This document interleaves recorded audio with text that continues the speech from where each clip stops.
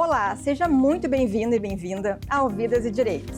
Aqui nós mostramos como o direito de família e o direito previdenciário se entrelaçam à vida das pessoas antes, durante e depois, nos momentos mais decisivos da vida.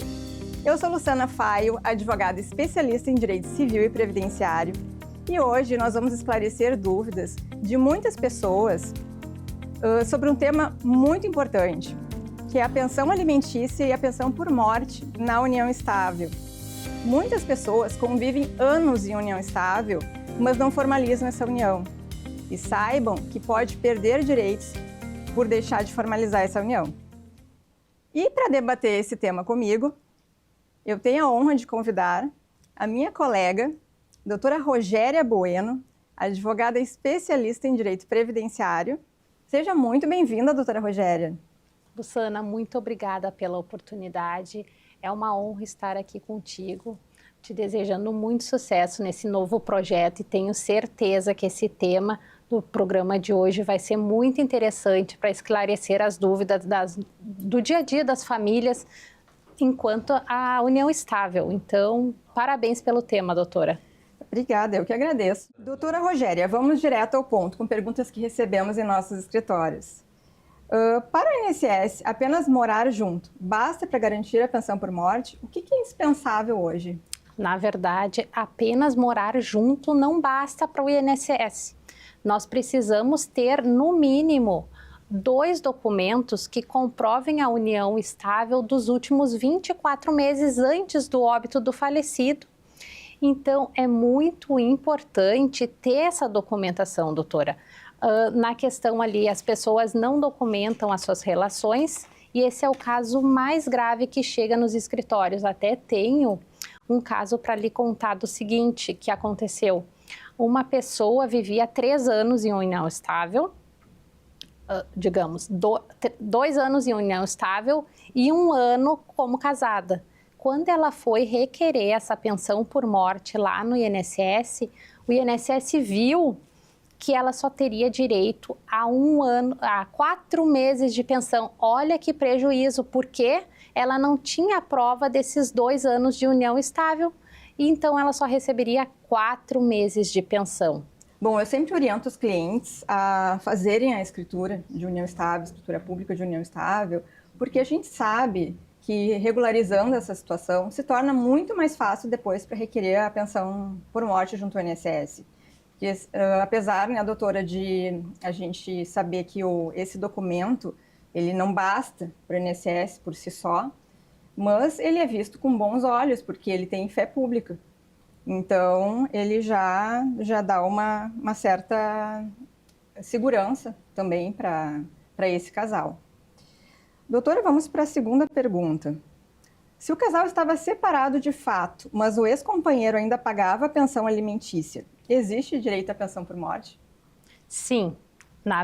Quando essa pensão por morte, devido à separação ali, ou divórcio tiver estabelecido numa sentença lá do direito de família, esse companheiro com certeza terá direito à pensão por morte previdenciária, porque como aqui nós estamos falando de 2 pensões, para ficar claro. Sim, lembrando que nós estamos falando de pensão alimentícia e pensão por morte, né? Então, nesse sentido, sim, porque ele já tem uma sentença que seria o documento hábil para ele requerer a pensão dele lá no INSS. Então, é possível, sim. E em casos, às vezes, que o casal acaba optando por renúncia a esses alimentos, fica muito mais difícil depois de você conseguir essa pensão por morte no INSS.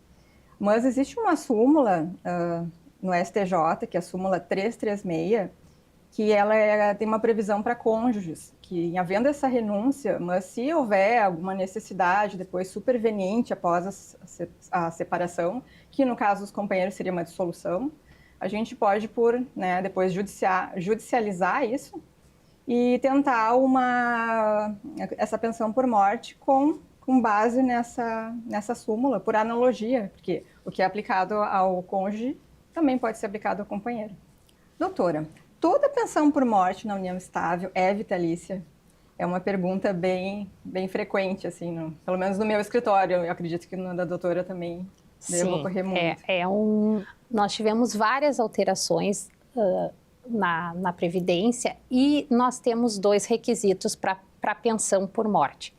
Um deles é 2 anos de união estável e mais de 18, até 18 contribuições. Tem que ter 18 contribuições para atender o requisito. Se tu tiver abaixo de 18 contribuições e menos de 2 anos de união estável, convivência, tu vai receber apenas 4 meses.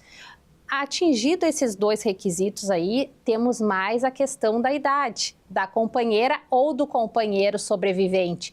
Digamos que tem uma tabela hoje, desde de 2020, que o INSS vai pagar conforme essa tabela.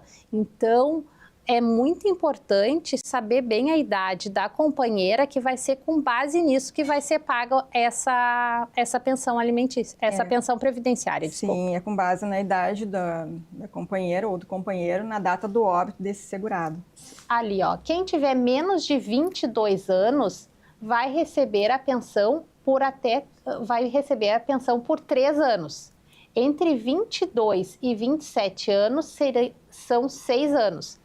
28 e 30 anos, 10 anos, 31 e 41 anos, 15 anos, entre 42 e 44, 20 anos, e somente a partir dos 45 anos que essa pensão se torna vitalícia. Doutora, isso é um choque para a companheira ou para o companheiro que depende dessa pensão por morte, né, muitas vezes. E eu sempre oriento que façam essa escritura pública de união estável e reconheçam esse tempo, porque muitas vezes as pessoas casam e vivem anos em união estável e acabam não reconhecendo esse período de união estável. E aí acabam perdendo direitos em razão disso. É muito importante esse reconhecimento. Até mesmo para também a distinção do patrimonial e sucessória. Né? Não só a questão também da pensão, né? Mas eu acho que para evitar a confusão patrimonial, principalmente.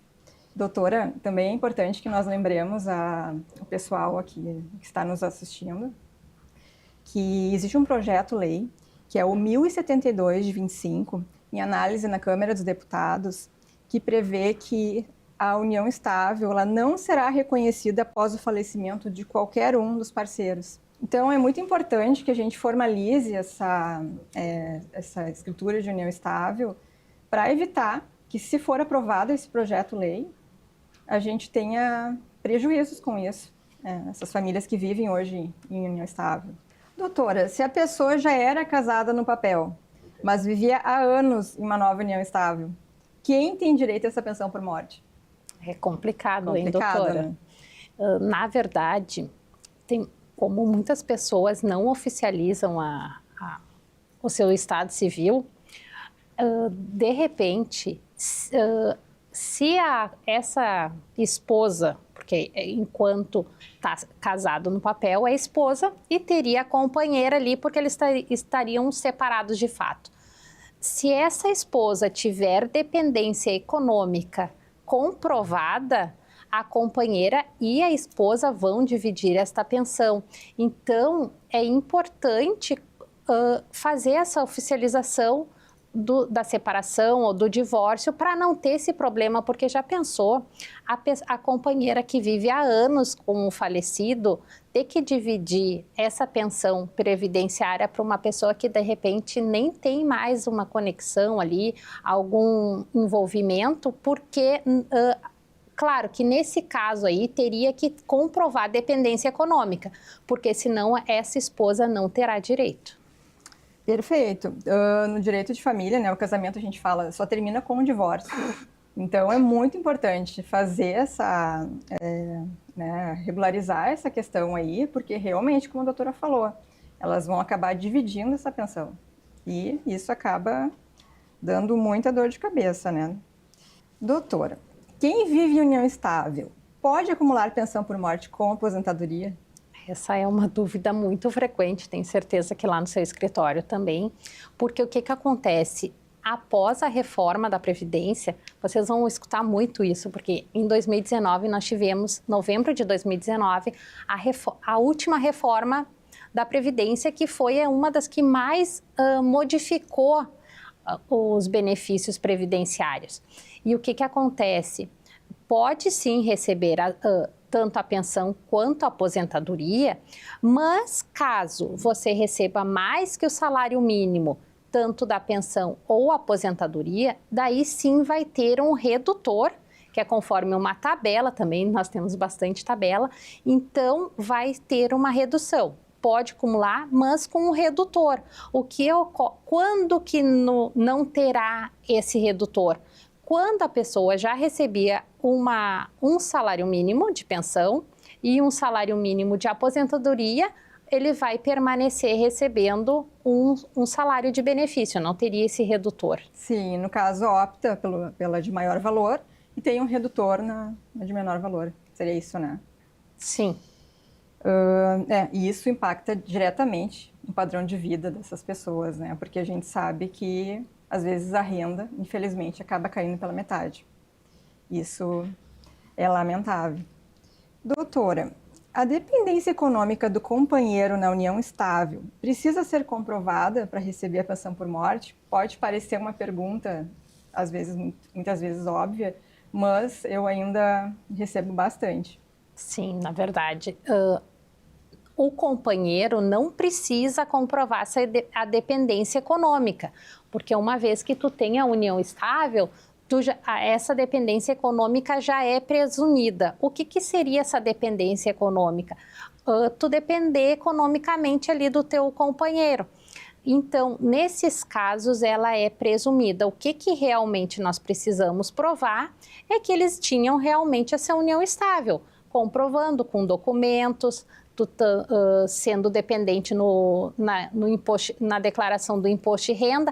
Esses são, sim, a prova que é realmente da união estável. A dependência econômica nem é analisada pelo INSS. É por isso que a prova da convivência é o ponto central. A gente sempre orienta que deve ser feita, porque evita, né, essa discussão depois, pós-morte. Doutora, a companheira pode ter direito à pensão por morte, mesmo se o falecido nunca contribuiu para o INSS? Meu Deus, bem complicada essa pergunta, mas, na verdade, quando a pessoa nunca contribuiu para o INSS, ela não tem direito à pensão previdenciária. Na verdade, tu pode ter quando tu não está contribuindo, mas ainda está no período de graça, ou já tinha o requisito ali para ter uma aposentadoria, nesse sentido, sim, tu poderia ter uma pensão previdenciária. Mas quem nunca contribuiu não tem esse direito, porque nós temos que entender que a Previdência Social é como se fosse um seguro. Tu só vai ganhar se tu pagar. Se tu não paga, tu não ganha. E isso acaba, às vezes, sendo uma surpresa para aquele companheiro que, né, sobrevivente, porque ele muitas vezes não sabe que o falecido não contribuía para a Previdência, ou vice-versa. Então, eu acho assim, que é muito importante que se faça um planejamento previdenciário e também sucessório, mas aqui, como nós estamos tratando mais essa questão, né, do direito também previdenciário, é muito importante vocês conversarem com seus parceiros, ajustarem essas questões, porque depois que o evento, né, morte, infelizmente, acaba ocorrendo, porque nós não somos imortais, acabam gerando todas essas confusões. Doutora, pensão alimentícia com prazo determinado gera pensão por morte vitalícia? Na verdade, não, doutora. O que ocorre? Quando uma pensão por morte tem prazo pré-estabelecido, digamos que eram 2 anos e ainda está faltando 6 meses quando a pessoa faleceu, o INSS só vai pagar esse tempo restante. Não vai se tornar uma pensão vitalícia, porque esse benefício, essa pensão, já era uma pensão com prazo pré-estabelecido. Por isso a importância até de quando você vai fazer um acordo até de união estável que prevê essa pensão alimentícia por prazo determinado, que você se atenha a esse prazo.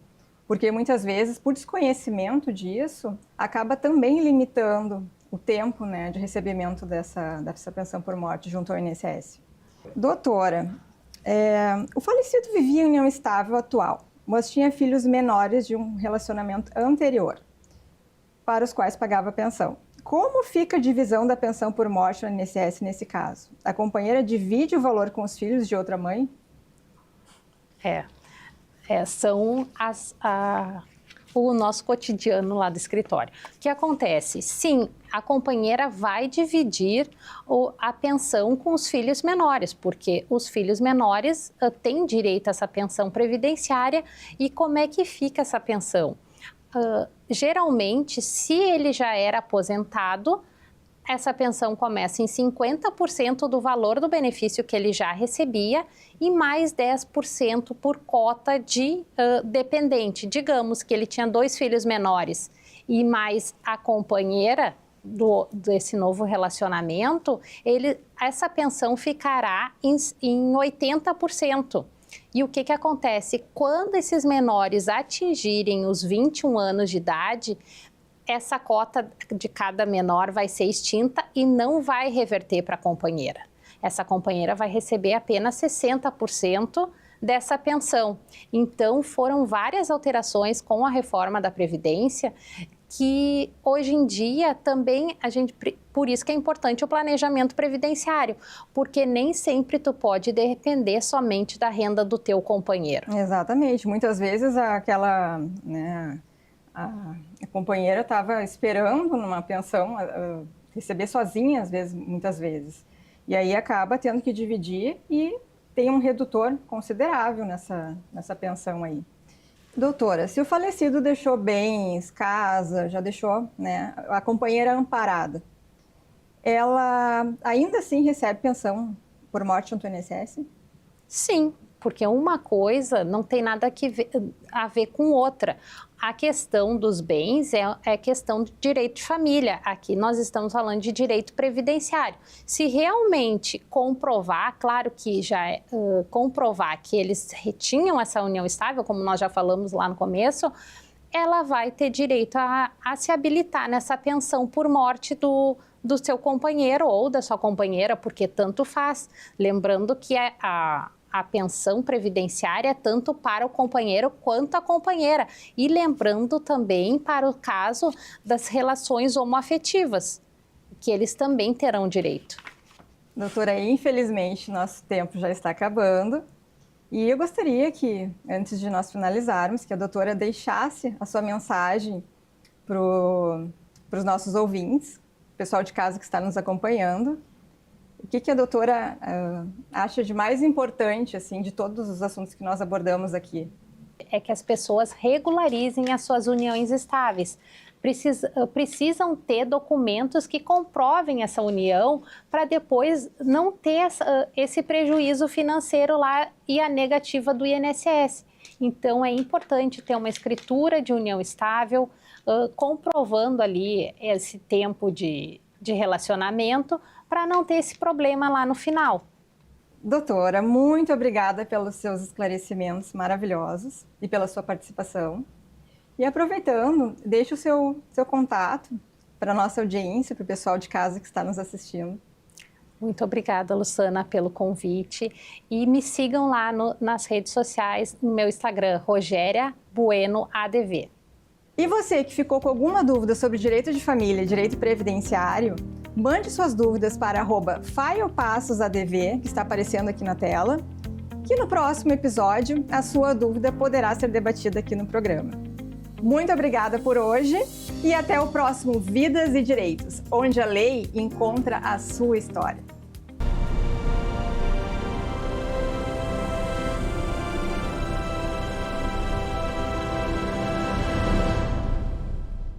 Olá! Iniciando o quadro Direito de Resposta, doutora Rogéria e eu selecionamos 6 perguntas, as primeiras que chegaram nas nossas caixinhas, sobre direito de família e direito previdenciário, e agora vamos respondê-las. Tenho 18 anos, meu pai precisa ainda pagar a pensão alimentícia para mim? Depende. Porque se você fez um acordo com o seu pai, e esse acordo foi homologado pelo juiz, e havia já uma previsão para que esses alimentos encerrassem quando você implementasse a maioridade, sim, automaticamente o seu pai pode parar de depositar os alimentos para você. Mas, caso não tenha sido estabelecido esse término, você pode ainda continuar recebendo esses alimentos, porque o seu pai terá que entrar com uma ação de exoneração de alimentos, caso ele não queira mais ou não possa mais efetuar esse pagamento. Também na justiça é muito importante que a gente oriente que tem que ser atendido a necessidade de quem está recebendo e também a possibilidade de quem está pagando. Então, tudo isso é analisado para que você continue recebendo ou não essa pensão. Lembrando também que pode ser estendida até os 24 anos, caso esteja estudando, cursando faculdade, algum curso técnico. Às vezes também fica estabelecido que essa pensão ela vai ser paga até os 24 anos ou ao término dos estudos, o que ocorrer primeiro. Então, na jurisprudência, eles têm admitido essa extensão até os 24 anos. Porém, lembrando que cada caso deve ser analisado de forma individual, porque a pessoa pode ter mais de 24 anos e, se comprovar a necessidade, ainda pode sim receber alimentos. Sou MEI e, somando meu tempo de contribuição, já tenho 29 anos. Posso me aposentar por tempo de contribuição? Essa é uma dúvida muito comum entre quem contribui como MEI. O MEI paga uma contribuição reduzida de 5% sobre o salário mínimo para o INSS. Por causa dessa contribuição menor, essa modalidade garante apenas o direito à aposentadoria por idade. Hoje, a idade mínima de aposentadoria para mulheres é 62 anos e 65 para homens, além do tempo mínimo exigido pela Previdência Social, que são 180 meses. Portanto, mesmo que essa pessoa tenha 29 anos de contribuição, isso não permite se aposentar por tempo de contribuição. Agora, existe uma possibilidade, se a pessoa quiser utilizar esse período para aposentadoria por tempo ou por outras regras, ela precisa complementar a contribuição, pagando a diferença dos 5% para os 20% do salário mínimo, conforme previsto na legislação previdenciária. Só depois dessa complementação que esse tempo poderá ser utilizado para aposentadoria que não seja apenas por idade. Quem contribui pelo MEI paga menos, mas também tem regras diferentes para se aposentar. Me aposentei há 2 anos e percebi agora que o tempo que eu trabalhei com atividade insalubre não foi computado para a minha aposentadoria. Ainda posso fazer alguma coisa? A resposta é não só pode como deve. Porque se você se aposentou há 2 anos, você ainda está dentro do prazo para pedir a revisão do seu benefício. Você está dentro do prazo de 10 anos ainda. Então, você pode pedir essa revisão, porque o tempo que você trabalhou com agente nocivo, dependendo desse tempo, se foi até a reforma da Previdência, que foi em novembro de 2019, você pode converter esse período especial em comum e ainda pode conseguir um aumento do valor da sua aposentadoria, dependendo do seu caso. Então, eu lhe aconselho a procurar um advogado especialista em direito previdenciário que vai conseguir lhe orientar melhor. Sou MEI e sofri um acidente de moto e fiquei com uma sequela. Minha perna ficou mais curta que a outra. Tenho direito ao auxílio acidente? Muita gente acredita que se sofrer um acidente e ficar com alguma sequela permanente, automaticamente terá direito ao auxílio acidente do INSS. Mas a lei previdenciária estabelece algumas regras. O auxílio acidente é um benefício indenizatório, pago quando uma pessoa sofre um acidente e fica com uma sequela permanente que reduz a sua capacidade para o trabalho. Esse benefício é devido para alguns segurados do INSS, como o empregado de carteira assinada, o trabalhador avulso, o empregado doméstico e também o segurado especial, que é o trabalhador rural. Por outro lado, quem contribui como MEI ou contribuinte individual ou facultativo não tem direito ao auxílio acidente, porque a legislação previdenciária não prevê o benefício para essas categorias. Então, no caso dessa pergunta, se a pessoa era MEI no momento do acidente que causou a sequela, ela não terá direito a esse auxílio acidente, mesmo que tenha ficado com uma redução permanente da capacidade para o trabalho. O auxílio acidente indeniza a sequela permanente, mas ele não é pago para todos os segurados do INSS. Fica com essa dica. Sou casada no regime da comunhão parcial de bens e estou me divorciando. Meu marido disse que não tenho direito a nada, porque todos os bens que adquirimos durante o nosso casamento estão em seu nome. Isso é verdade? Não, isso não é verdade. Saiba você que se você for casado na comunhão parcial de bens, no divórcio, todos os bens que você adquiriu durante essa união serão partilhados 50% para cada, independente desses bens estarem ou não em nome de um. Então, é muito importante que você procure um advogado especialista para poder lhe orientar nesse caso, porque o seu direito é assegurado por lei. E mesmo que você não tenha contribuído para a compra desse bem, ainda assim você tem direito de receber 50% desse bem. Recebo pensão por morte do INSS. Vou fazer 21 anos no dia 20 de março e entrei na faculdade. Vou continuar recebendo a pensão do INSS? Essa é uma dúvida muito comum. Muitas pessoas acreditam que ao entrar na faculdade ou continuar estudando, a pensão por morte do INSS continua sendo paga, mas isso não acontece. No caso dos filhos, a pensão por morte é paga somente até os 21 anos de idade. Depois dessa idade, o benefício só continua sendo pago se o filho for inválido ou tiver alguma deficiência, desde que se essa condição seja comprovada. Portanto, se não houver invalidez ou deficiência, a pensão será encerrada quando o filho completar 21 anos, mesmo que esteja estudando ou fazendo faculdade. Ou seja, a faculdade não prorroga a pensão por morte do INSS. O limite, em regra, é 21 anos.